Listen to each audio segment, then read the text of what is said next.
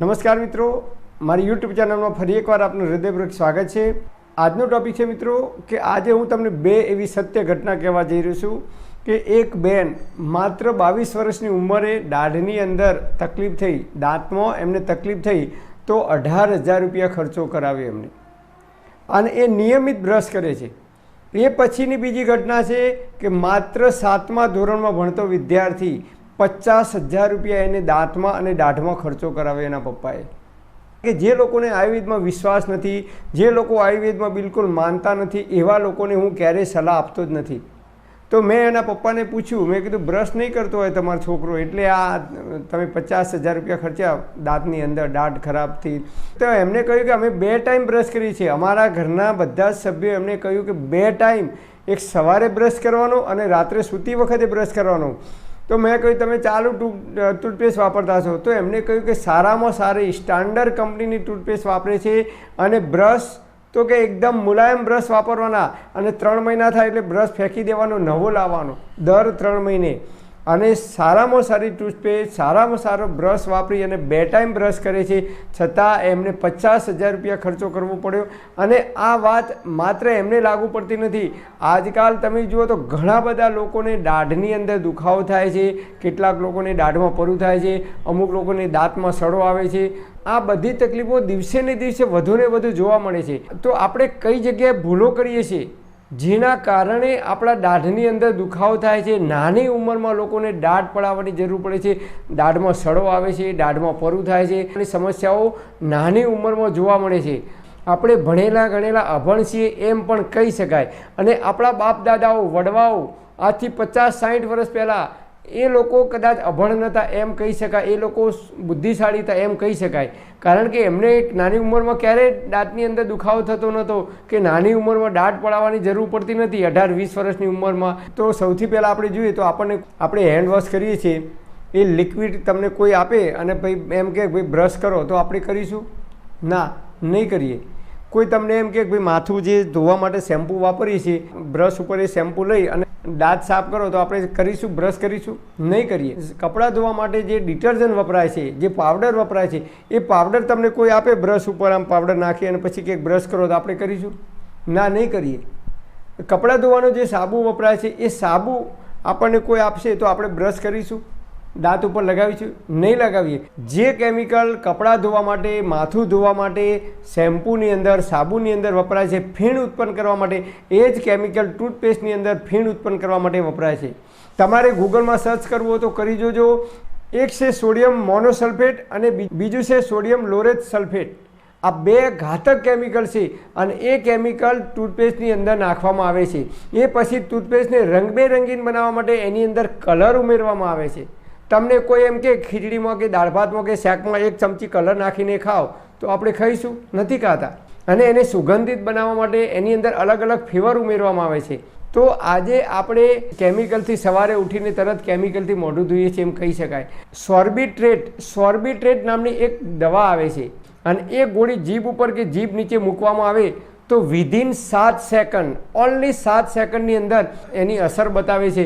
આપણી જીભ એટલી બધી સંવેદનશીલ છે કે કોઈ પણ વસ્તુ આપણે અહીંયા ચાખીએ તો તરત જ આપણને ખબર પડી જાય છે ખાટું, ખારું, તીખું, મોડું, ગળ્યું કેવું છે। અને આપણી જીભ છે એ સૌથી મહત્ત્વનો ભાગ ભજવે છે પાચન કરવાની અંદર। આપણા મોઢાની અંદર લાળ ઉત્પન્ન થાય છે, સલાઈવા ઉત્પન્ન થાય છે, અને એ પાચન કરવામાં અદ્ભુત પરિણામ આપે છે।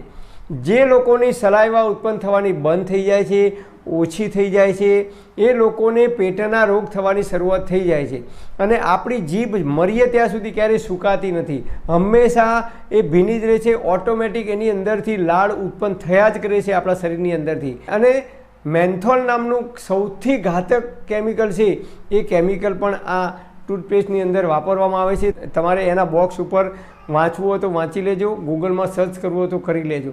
તો આજે આપણે બ્રશ નથી કરતા, પણ કેમિકલથી આપણે આપણા દાંત સાફ કરીએ છીએ, અને એ કેમિકલથી એટલા માટે એ લોકો ગેરંટી આપે છે દાંત સફેદ થવાની, કારણ કે દાંતના ઉપરનું જે સફેદ પડ છે, એ પડ એ કેમિકલ ઘસવાથી એ પડ છે ધીમે ધીમે દૂર થઈ જાય છે। અને એટલા માટે ગમે તેવા પીળા દાંત હોય તો ઉપરનું પડ જતું રહેશે, પીળા કલરનું અને એટલા માટે દાંત સફેદ દેખાય છે. તો એના લીધે દાંતના ઉપરનું પડ છે ઘસાતું જાય છે અને એના લીધે આપણા દાંતના બે દાંત વચ્ચે પેઢા વચ્ચે જગ્યા થાય છે. દાંત ધીમે ધીમે ઢીલા પડી જાય છે. આપણા બાપ દાદાઓ વડવાઓ લીમડાનું દાંતણ કરતા હતા, બાવળનું દાંતણ કરતા હતા, કણજીનું દાંતણ કરતા હતા અને આંબાનું દાંતણ કરતા હતા. આવા 13 પ્રકારના આયુર્વેદની અંદર દાંતણ બતાવે છે. તમારે લીમડાનું દાંતણ કરવું હોય તો માર્ચ, એપ્રિલ, મે, જૂન, જુલાઈ, ઓગસ્ટ, સપ્ટેમ્બર, ઓક્ટોબર આ જે ગરમીના દિવસો છે એ ગરમીના દિવસોની અંદર અને ચોમાસાની ઋતુની દરમિયાન તમે લીમડાનું દાંતણ કરી શકો છો. નવેમ્બર અને ડિસેમ્બર 2 મહિના તમે બાવળનું દાંતણ કરી શકો છો અને જાન્યુઆરી અને ફેબ્રુઆરી કણજીનું દાંતણ કરી શકો છો. આમ આયુર્વેદમાં ઋતુ પ્રમાણે આપણને દાંતણ કરવાનું કહ્યું છે. તમે નિયમિત જો દાંતણ કરવાનું ચાલુ કરી દેશો તો દાઢમાં ક્યારેય સડો નહીં આવે, દાઢ પડાવવાની પણ જરૂર નહીં પડે. કારણ કે લીમડો છે કડવો છે, બાવળ છે તુરો છે. જ્યારે આપણે ટૂથપેસ્ટ ખાઈએ તો એ મીઠી લાગે છે, અલગ અલગ પ્રકારના સ્વાદ એની અંદર મૂકવામાં આવે છે એટલે બાળકો પણ એ જલ્દીથી બ્રશ કરે છે. અને આજે આપણે બાળકોને પણ ફરજિયાત ઘણા લોકો 2 ટાઈમ બ્રશ કરાવે છે અને એના લીધે પેટના રોગ થવાની શરૂઆત થઈ ગઈ છે. નાના બાળકોને કબજિયાત થવાની શરૂઆત થઈ ગઈ છે. તો એ જે ઝેરી કેમિકલ છે એ ઘાતક કેમિકલ આપણા બોડીની અંદર ઉતરે છે, શરીરમાં ઉતરે છે અને એસિડિક છે. આપણું પેટ છે એસિડિક બની જાય છે, લોહીમાં પિત્ત વધે છે, લોહીની અંદર એસિડિક પદાર્થો વધે છે અને એના કારણે ચામડીના રોગ થવાની શરૂઆત થાય છે. દાદાઓ વડવાઓ 40 વર્ષ પહેલાં જે લીમડાનું દાંતણ કરતા હતા, બાવળનું દાંતણ કરતા હતા, કણજીનું દાંતણ કરતા હતા, એ દાંતણ આપણે વાપરવું પડશે. જો તમે ના વાપરી શકતા હોય તો બીજો ઉપાય તમને બતાવું. બીજો ઉપાય બતાવું, તમારી પાસે દાંતણ નથી કે તમને દાંતણ મળતા નથી તો તમારે 1 ચમચી લાકડાની ગાણીનું શુદ્ધ તલનું તેલ હોય તો તલનું તેલ અથવા સરસવનું તેલ હોય તો સરસવનું તેલ 1 ચમચી લેવાનું. એની અંદર થોડીક હળદર નાખવાની અને થોડુંક સિંધ મીઠું નાખવાનું. એનું મિશ્રણ કરી અને દરરોજ દાંત ઉપર લગાવશો તો જિંદગીમાં જીવો ત્યાં સુધી દાઢમાં દુખાવો નહીં થાય, દાઢમાં સડો નહીં આવે. અને ત્રીજી વસ્તુ, દાઢમાં દુખાવો ક્યારે ઉત્પન્ન થાય તો કે દાઢમાં સડો આવે ત્યારે. દાઢમાં સડો ક્યારે આવે તો કે દાઢમાં કીટાણુ ઉત્પન્ન થાય ત્યારે. દાઢમાં કીટાણુ ક્યાંથી ઉત્પન્ન થાય? બહારથી આવે છે? ના, અંદરથી ઉત્પન્ન થાય છે. તો અંદરથી કેવી રીતે ઉત્પન્ન થાય છે? દાખલા તરીકે આપણા ઘરે ખીચડી હોય કે ભાત બનાવ્યા હોય તો એ ભાતને કે ખીચડીને આપણે ડસ્ટબિનમાં નાખી દઈએ તો 3-4 દિવસ પછી એની અંદરથી દુર્ગંધ આવે છે, એની અંદરથી જીવાત ઉત્પન્ન થાય છે. બસ એ જ રીતે આપણે જે કંઈ ખોરાક ખાઈએ છીએ, દાળ ભાત શાક રોટલી, ફ્રૂટ ખાઈએ, ચીકુ ખાઈએ, સફરજન ખાઈએ, ચા પીએ, આઈસ્ક્રીમ ખાઈએ, ચોકલેટ, કોઈ પણ વસ્તુ આપણે મોઢામાં ખાઈએ એટલે એની અંદર રહેલા ઝીણા ઝીણા જે કણ છે એ અનાજના કણ, એ શાકભાજી ખાઈએ તો એના કણ, ફ્રૂટ ખાઈએ તો એના જે ઝીણા કણ છે એ કણ આપણા દાઢની અંદર ક્યાંક પોલાણ હોય ત્યાં ચીપકી જાય છે અને એ અનાજના કણ છે એ જ્યારે સડવા લાગે છે ત્યારે એની અંદરથી જીવાત ઉત્પન્ન થાય છે અને એની અંદરથી કીડા કે બેક્ટેરિયા કહીએ કે જે કંઈ કહીએ એ જીવાત ઉત્પન્ન થાય છે અને એ જીવાતના લીધે આપણી દાઢ છે ધીરે ધીરે ધીરે સડી જાય છે અને દાઢમાં દુખાવો થાય છે, દાઢમાં લપકારા મારે છે. દાઢની અંદર કીટાણુ ઉત્પન્ન ના થાય તો એના માટે એક જ ધ્યાન રાખવાનું કે દાઢની અંદર, આપણા દાઢની અંદર કોઈ પણ ખોરાક ખાઈએ એના કણ ક્યારેય ભરાઈ ના રહેવા જોઈએ. હવે એના માટે આપણે બ્રશ કરવાની જરૂર નથી કલાકે. તો કોઈ પણ વસ્તુ ખાઈએ કે ચા પીએ કે આઈસ્ક્રીમ ખાઈએ કે દાળ ભાત ખાઈએ કે ચીકુ ખાઈએ તો કોઈ પણ વસ્તુ મોઢામાં મૂકીને ખાઈએ એના પછી તરત જ બરાબર સ્વચ્છ ચોખ્ખા પાણીથી મોઢું બરાબર સાફ કરી દેવાનું.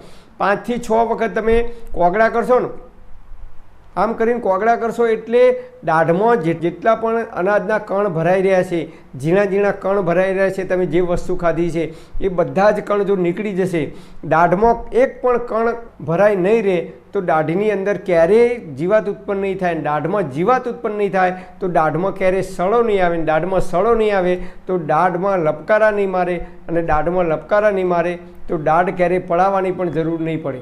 તો આટલું ખાસ આપણે ધ્યાન રાખવાનું છે.